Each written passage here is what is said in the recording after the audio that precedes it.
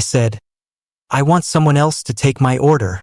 The man's voice boomed across the fast food restaurant, making heads turn. His face was red with anger, veins bulging at his temple as he jabbed a finger at the young worker behind the counter.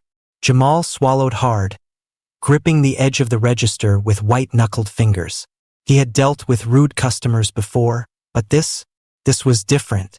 The man, a heavy-set, middle-aged customer with graying hair and a scowl carved into his face, wasn't just being rude. He was being hateful.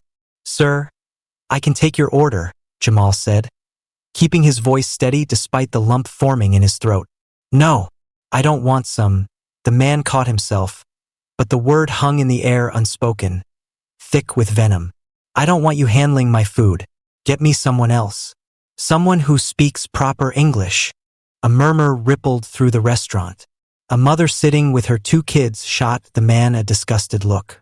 A teenager by the soda machine pulled out his phone, ready to record.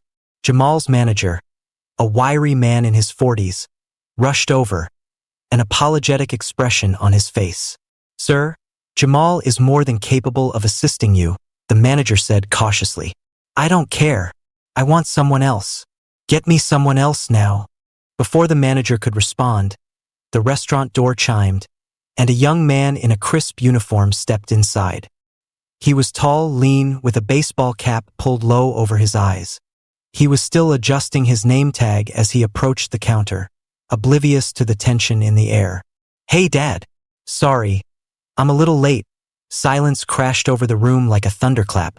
Jamal blinked. The customer's mouth fell open slightly as his son, his own flesh and blood, came into full view, wearing the exact same uniform Jamal was wearing. The older man stiffened, his face draining of color. His hands twitched as if trying to grasp the situation. "Logan, what are you doing here?"